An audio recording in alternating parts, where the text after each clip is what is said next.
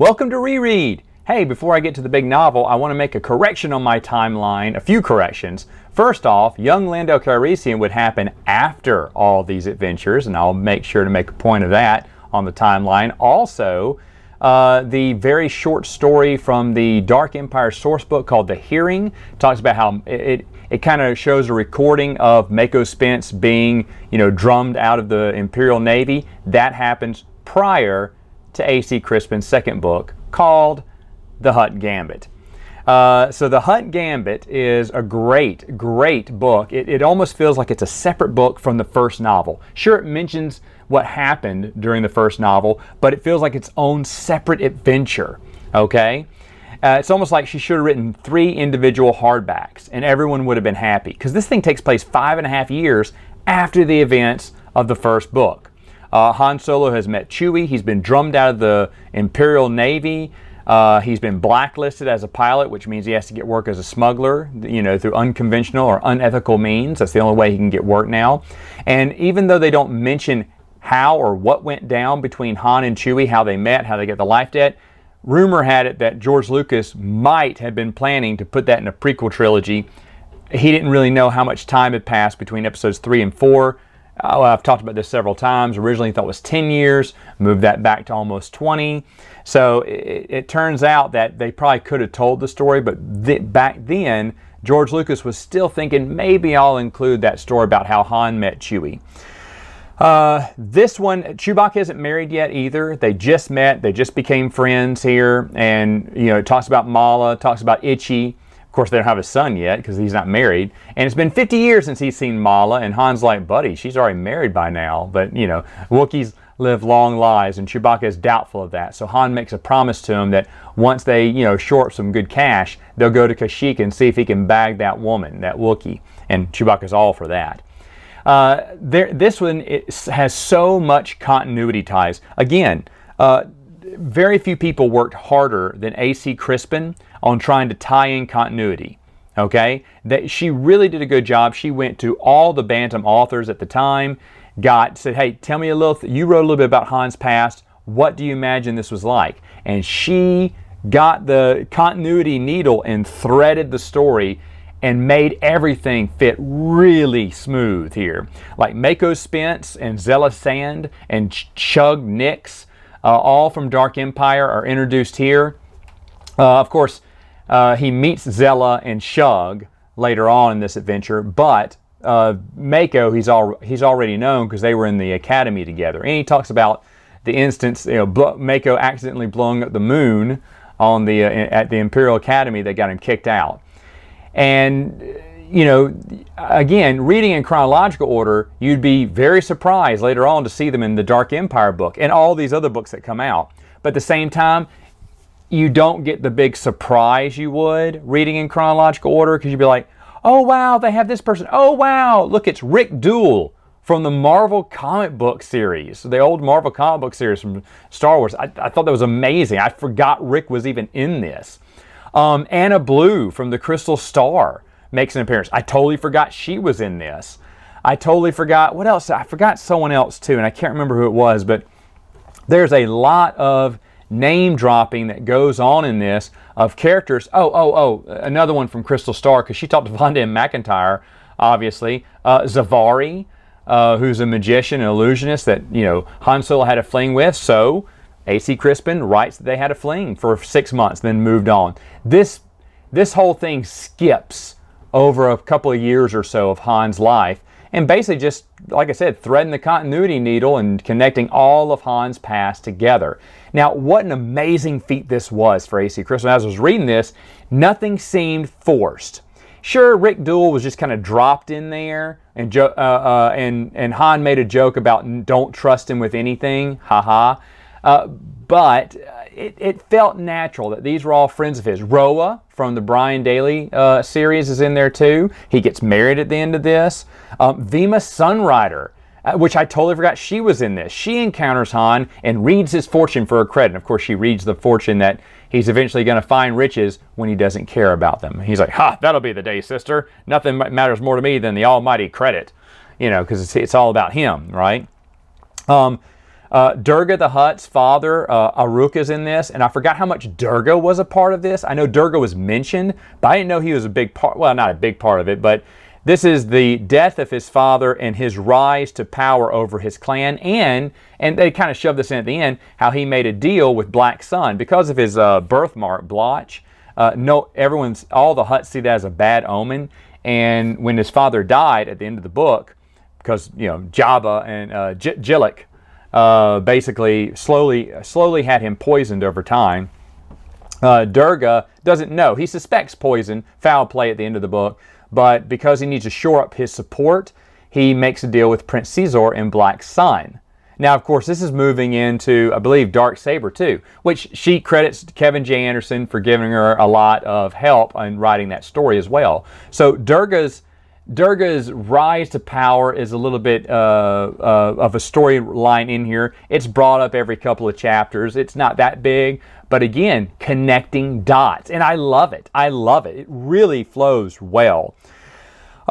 There's a reference to the Jedi Academy trilogy. Someone, as they're making the Kessel Run, I think it's Roa, shows Han the mall. He is, if you can believe this, there's a rumor that the Empire is trying to build an installation in there. It's like, how would they get in and out? He went, for real, right?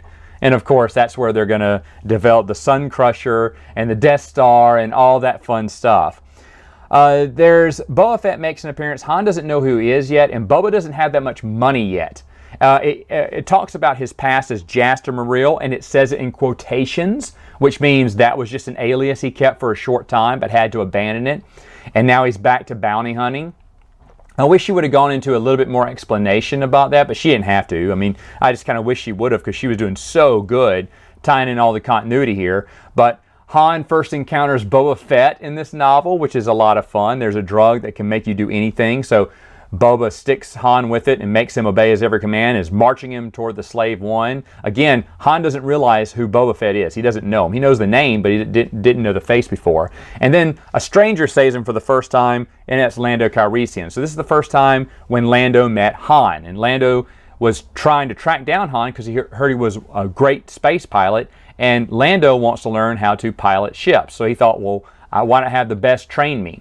Well, as he's searching for Han, he's about to go up to him. He sees Boba Fett captures him.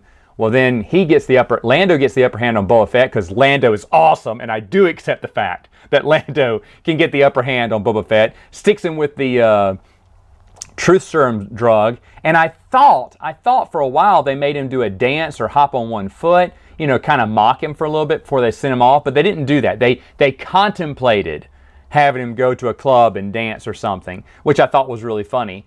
But he and Han become fast friends because, hey, you know, Han owes Lando. He saved his life. He said, thanks, pal, I'll do anything. And so they become friends over this short time where he's training him to pilot a ship. Lando has just acquired the Millennium Falcon. Han sets his eyes on it for the first time ever, instantly falls in love. You know, one day this ship will be mine, and regrets that Lando has it and won't give it to him. You know, he's trying to scheme of ways to get it from Lando already. And it's really nice. Like I said, it flows really well, which is why young Lando from the Tales comic book, I'm going to have to move this, you know, after this series, because obviously they hadn't met yet, which in the comic book he mentions Han Solo. But he and Han are good friends. He flies off, has his adventure in between, because like I said, years can pass by throughout this book. And so he comes back with a droid called Vufi Ra later on, as they go to the Battle of Nar Shaddaa, you know, the smugglers versus the Empire, which is basically the end of the book. That's the big finale of the book. But Vufi Ra is with him, and he's already had his first adventure, okay? But I wouldn't read Lando's adventure first, because a lot of the book, Hutt Gambit, happens before Lando's adventure. So this is like one book happens within the other folds of another book, which is fine, because this book takes place over a couple of years, like I said. Han goes to work for Jabba and Jillik, mainly Jillik, but this is where he meets Jabba the first time. He saves Jabba's life as an assassination attempt tries to take out the barge that Han is piloting. So Jabba instantly gets a shining to him and loves him, and even when he finds out Boba Fett's hunting him, he pays off Boba Fett to stop hunting Han so he can keep working for Jabba. And Jabba and Han are still on good terms here. And he'll work for Jillik and Jabba on and off throughout the book. Another thing that really surprised me here, everyone claims that they had the first gay character in Star Wars, even though they were never portrayed as that way. Ferris Olin, right? Jude Watts says, I always envisioned him as gay. That's why he was partners with Rowan, and they had a secret handshake. You know, I don't know. Like I said, I read Last of the Jedi.